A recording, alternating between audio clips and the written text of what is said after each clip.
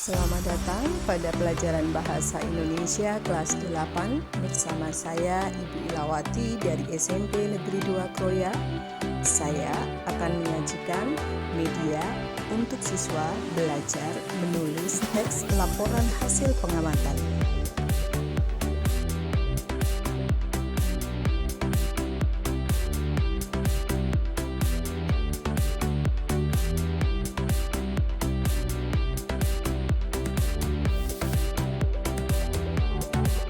Selamat datang kembali. Kali ini kita coba gali lebih dalam ya soal tradisi lokal dari Cilacap, Jawa Tengah. Kita pakai materi ajar sama catatan yang udah Anda siapin nih. Fokusnya ke 3 tradisi utama. Kuda lumping, terus sedekah laut, sama nyadran. Misi kita ya coba nangkep inti sama nilai budayanya lah ya. Siap ya? Siap dong. Materinya ini menarik loh.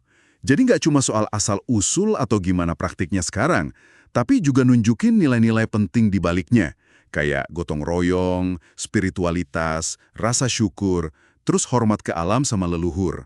Yang bikin beda lagi, ini nunjukin gimana kearifan lokal ini coba diintegrasikan gitu ke pelajaran bahasa Indonesia buat anak SMP kelas 8. Cukup relevan ya jadinya. Oke, kita mulai dari kuda lumping deh. Kalau dari sumber ini kayaknya emang bukan tarian biasa aja ya. Katanya sih gambaran prajurit berkuda gitu. Mungkin dari Ponorogo asalnya. Tapi di Cilacap ada khasnya sendiri. Seringnya muncul pas hajatan atau festival. Bahkan ada unsur trance atau kesurupan gitu ya. Jadi penasaran nih sebenarnya makna trance itu buat masyarakat sana gimana ya? Kalau dari materi ini? Nah, itu dia. Pertanyaan bagus.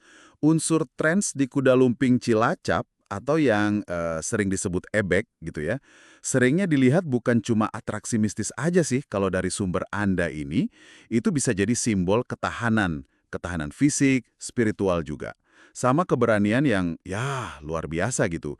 Jadi tarian yang energik, pakai properti kuda anyaman bambu itu bukan cuma soal kerja sama tim penari sama pemusiknya aja, tapi juga kayak perwujudan semangat juang, terus ada koneksi spiritual yang kuat juga.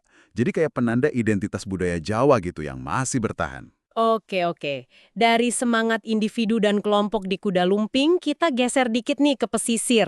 Ada sedekah laut. Ini kan tradisi tahunan nelayan Cilacap. Biasanya Selasa atau Jumat Kliwon ya di bulan Sura ya. Kedengarannya penting banget ini. Prosesinya itu ada kirap ancak. Bisa dijelasin dikit nggak kirap ancak itu apa, terus kenapa penting gitu? Oke. Kirap ancak itu intinya arak-arakan, bawa sesaji, atau persembahan. Isinya bisa macam-macam, makanan, hasil bumi, kadang ada miniatur perahu juga. Nah, itu diarak rame-rame ke pantai. Baru nanti dilarung. Dilarung itu dihanyutkan ke laut. Fungsinya ya seperti digambarkan di materi Anda, ini kaya banget maknanya. Secara spiritual, ini jelas wujud syukur ya atas hasil laut. Katanya sih dirintis Bupati Cilacap ketiga dulu, Cokrowerdaya III. Tapi nggak kalah penting secara sosialnya nih. Ini jadi momen buat nguatin ikatan komunitas nelayan, lewat gotong royong pas persiapan sama pelaksanaannya.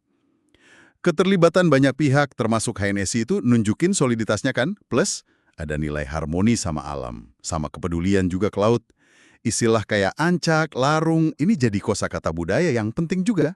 Menarik. Dan sering banget ya tradisi nyadran itu disebut kayak berkaitan gitu sama sedekah laut, terutama di komunitas pesisir. Sumber Anda ini nyebutnya cara menghormati leluhur, mohon berkah, lewat ziarah makam, doa bareng, ada sesaji juga. Gimana sih persisnya kaitan nyadran sama sedekah laut ini di lapangan? Kalau dari catatan yang ada.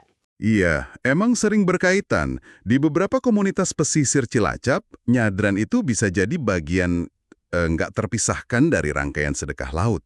Walaupun fokusnya nyadran lebih spesifik ke leluhur ya, menekankan penghormatan ke nenek moyang sebagai sumber berkah, penjaga harmoni gitu. Kegiatannya kayak ziarah kubur, doa bersama. Nah, doanya ini sering dalam bentuk doa tahlil. Itu kan doa tradisi Islam ya buat mendoakan arwah. Ini jadi momen refleksi bareng, nguatin ikatan keluarga, komunitas juga. Jadi, baik sedekah laut maupun nyadran, pas dibahas di modul ajar kayak punya Anda ini jadi kayak pintu masuk gitu buat siswa. Buat gali nilai-nilai luhur spiritualitas, hormat, kebersamaan, sama istilah budayanya juga, kayak sesaji, tahlil. Terus direfleksiin ke hidup sehari-hari. Ini pas banget sih sama semangat kurikulum Merdeka sekarang yang dorong pembelajaran kontekstual sama pembentukan karakter Pancasila. Sedekah laut sama nyadran di Cilacap ini bukan sekedar ritual masa lalu aja. Ini tuh ekspresi budaya yang hidup, penuh makna, ada gotong royong, syukur, spiritualitas, harmoni sama leluhur dan alam. Upaya dimasukin ke materi ajar itu bagus banget. Nunjukin pentingnya warisan ini buat identitas generasi muda ke depan. Tepat sekali.